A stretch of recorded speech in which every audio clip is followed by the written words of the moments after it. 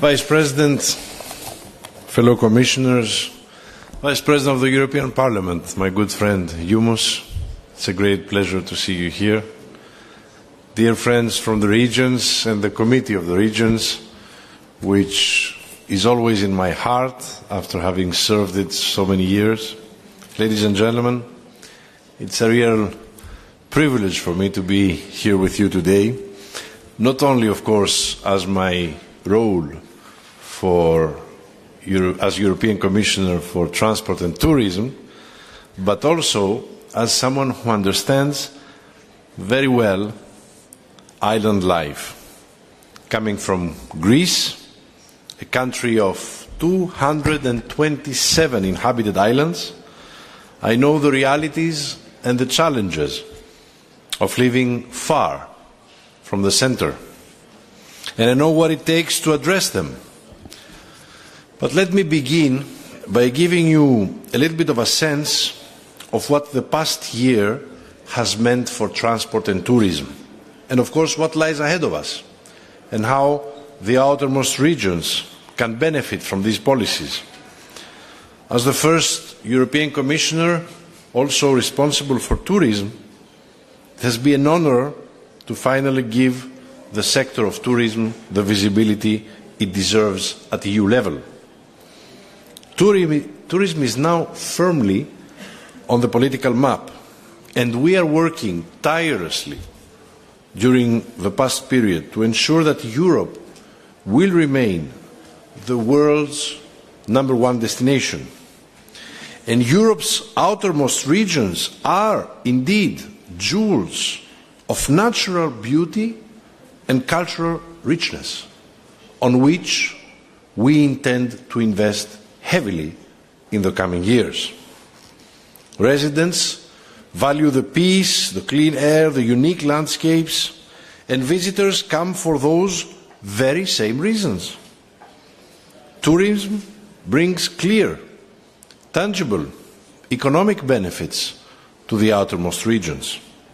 But the sector faces challenges today, and we must confront them directly.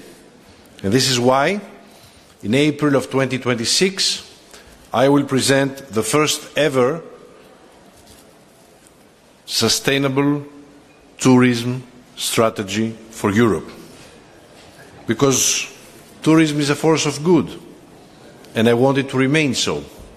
And I want outermost regions to benefit from this great wave of tourism. Of course, that means embracing sustainability in the broadest possible sense, protecting the environment, ensuring tourism does not place excessive pressure on host communities, on infrastructure or cultural heritage, and making better use of digital tools to strike the right balance.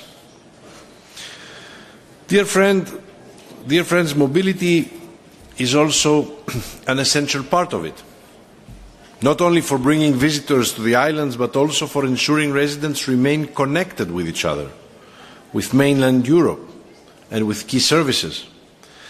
This past year has been exceptionally active in transport.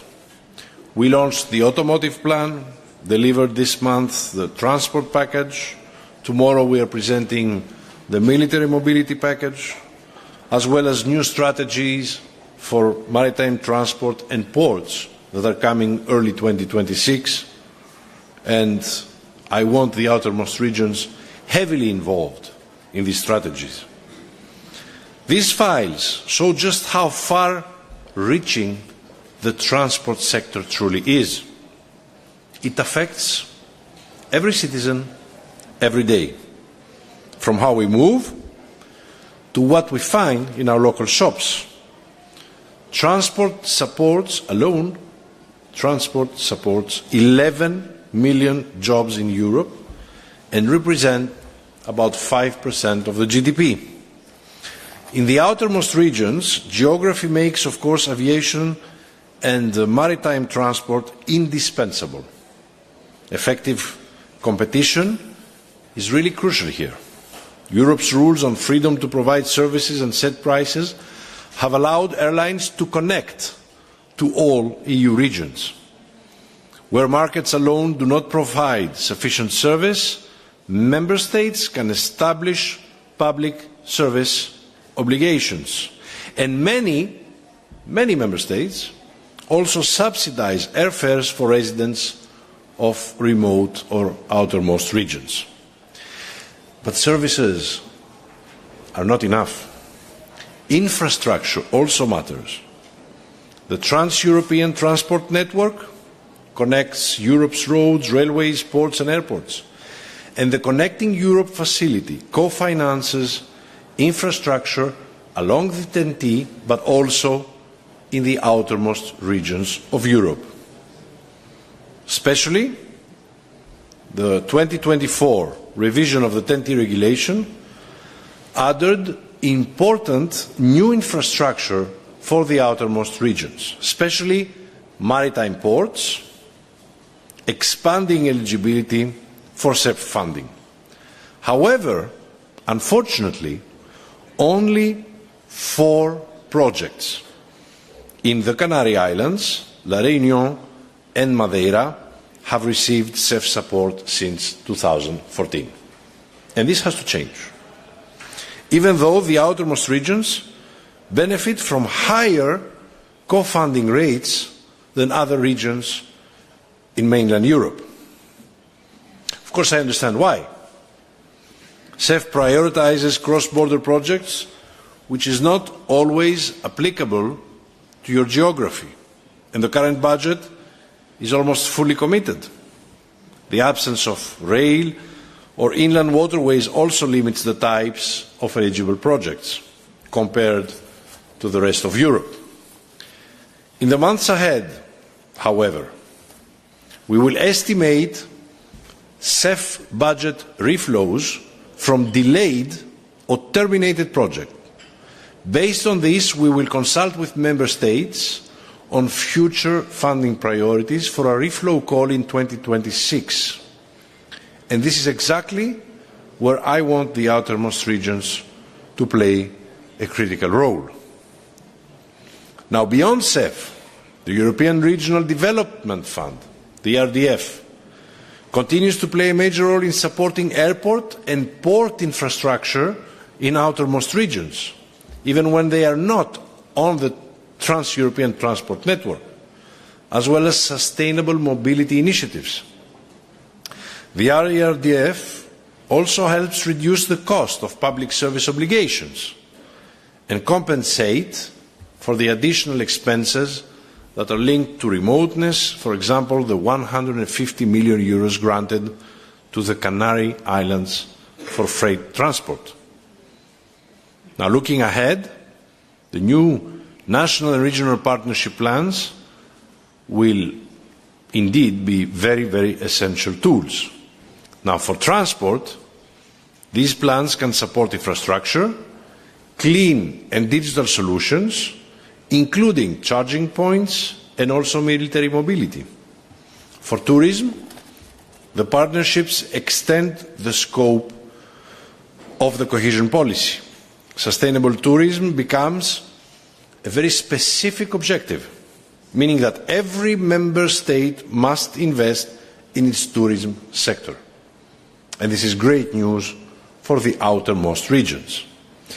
To give you a sense of scale, Portugal is entitled to 33.5 billion euros, Spain to 88.1 billion euros, and France to 90.1 billion euros, under their respective national plans, with mandatory, I repeat, mandatory allocations to less developed regions.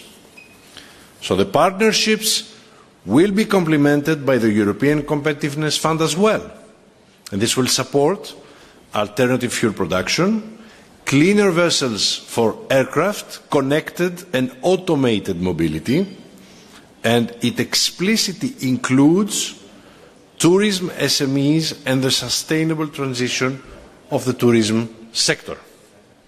Tourism activities may also benefit from the Agora EU programme, which supports Europe's cultural heritage, including lesser-known cultural routes and heritage sites, which could be the case in many outermost regions. Dear friends, ladies and gentlemen, let me finish with some more good news. Next year, as you already know, the European Commission will adopt a renewed strategy for the outermost regions. Its aim is to unlock the full potential of our territories. And you have a great deal of untapped potential. The Commission is launching a call for views and contributions, and I strongly encourage you, all of you, to take part. Along with Vice President Fito and my fellow commissioners, we will continue working towards strengthening the role of the outermost regions, because for us, you have not only a very special place in our heart, but you are an indispensable part of the European Union. Welcome.